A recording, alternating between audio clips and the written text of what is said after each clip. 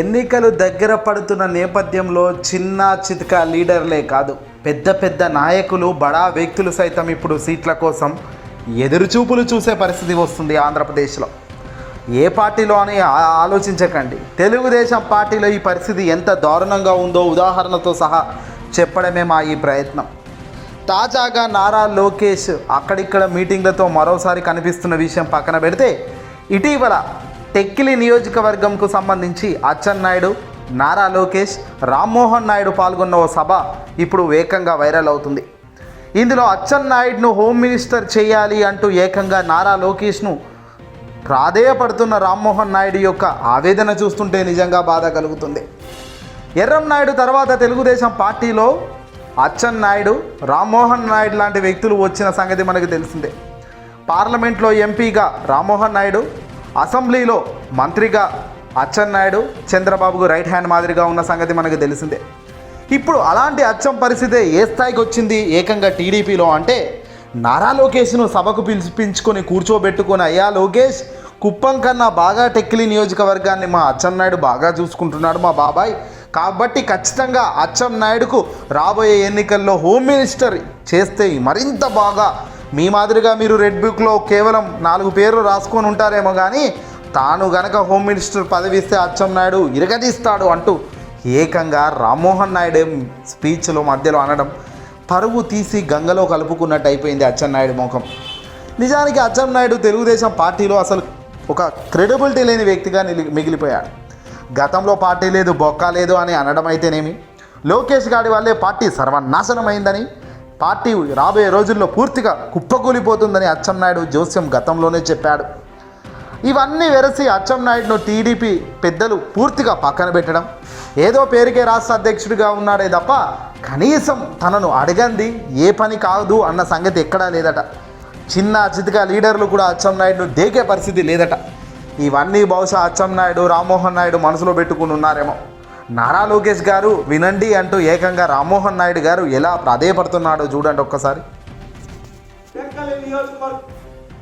మన అచ్చెన్నాయుడు గారని మళ్ళీ మీ అందరికీ కూడా తెలియజేస్తున్నాను. 5 సంవత్సరాల్లో కుప్పంతో పోటీపడి లోకేష్ అన్న గారు కూడా తెలుసుకోవాలి, ఇది కుప్పంతో పోటీపడి మరి అచ్చెన్నాయుడు గారి టెక్కలి నియోజకవర్గానికి అభివృద్ధి చేసి 2,000 కోట్ల రూపాయలు ఎప్పుడు చరిత్రలో లేని విధంగా టెక్కలి నియోజకవర్గంలో ఖర్చు పెట్టించి మన అందరికీ కూడా బ్రహ్మాండమైనటువంటి కార్యక్రమాలు చేశారు. ఏంటి కుప్పంతో పోటీ పడి అంటే, కుప్పం ఎవరిది? చంద్రబాబు కంచుకోటది.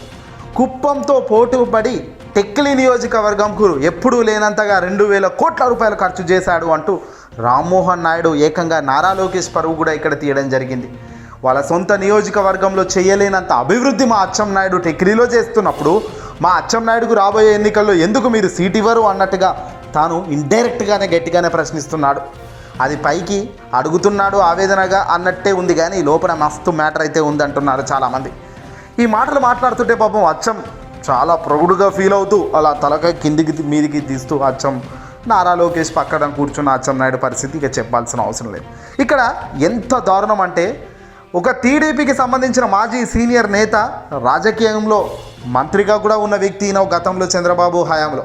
మరి అలాంటి నాయకుడికి, అలాంటి అచ్చెన్నాయుడు లాంటి వ్యక్తులకే ఇప్పుడు పార్టీ అడుక్కునే స్థాయిలో, అది కూడా గెలవలేని వ్యక్తి ముందు.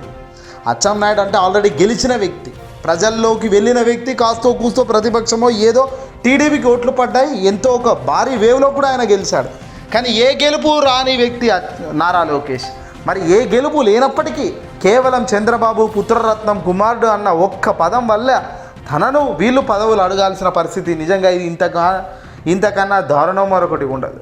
రామ్మోహన్ నాయుడు అదే అంటున్నాడు, అచ్చెన్నాయుడుకు హోమ్ మినిస్టర్ ఇవ్వాలట, ప్లీజ్ సార్ ఇవ్వండి సార్ అంటున్నాడు. నిజంగా ఇంత దయనీయ స్థితి, ఇంత దారుణమైన పద్ధతి, ప్రజలకు మీరు దగ్గరగా గట్టిగా ప్రజల వైపు మీరు ఉంటే ఎందుకు ఈ పరిస్థితి? ఒకరిని అడుక్కునే పరిస్థితి. ప్రజలు మీ వైపు ఉంటే ఖచ్చితంగా ఎవడు ఏం చేయలేడు, ఖచ్చితంగా ప్రజలే మిమ్మల్ని గెలిపించుకుంటారు ఎంతమంది వచ్చినా. కానీ ఎప్పుడు కూడా మీరు ప్రజల వైపు నిలబడలేక మీ రాజకీయ లబ్ధి కోసం డబ్బు దండుకోవడమే ఎజెండాగా పెట్టుకున్న మీరు ఈరోజు ఫైన్ టైం వచ్చేసరికి మంది దగ్గరికి వచ్చి ఎలాంటి అర్హత లేని ఓ వ్యక్తిని పట్టుకొని, నారా లోకేష్ లాంటి గెలుపు లేని వ్యక్తిని పట్టుకొని ఆయన పదవుల కోసం అడగడం, ఆయనను బట్లాడుకోవడం అంటే ఇంతకన్నా దారుణం మరొకటి ఉంటుందా? ఆలోచనది. ఏదేమైనా టీడీపీలో చంద్రబాబు పరిస్థితే దయనీయంగా ఉంది. ఇక అచ్చం పరిస్థితి దేవుడేరు. ఏదేమైనా రాబోయే కాలంలో ఈ ఎన్నికల ఫలితాలు ఒక కనుమెరుపు లాంటిది. టీడీపీ కానీ ప్రతిపక్ష నేతలకు కానీ ప్రతిపక్షాలు ఇంకా బతికే ఉన్నాయని అనుకుంటున్న సోకాళ్ళ సంఘాలకు కానీ అందరికి కూడా ఇది రాబోయే ఎన్నికల ఫలితాలు ఒక గుదిబండ లాంటివి. వాటి మొత్తం కూడా సునామీ మాదిరిగా తుడిచిపెట్టుకోపోవడం ఖాయంగా కనబడుతుంది. వేవ్స్ పూర్తిగా వైసీపీకి ఉండటమే దీనికి కారణం. ఈ వీడియోని అసలు లైక్ కొట్టి షేర్ చేయండి.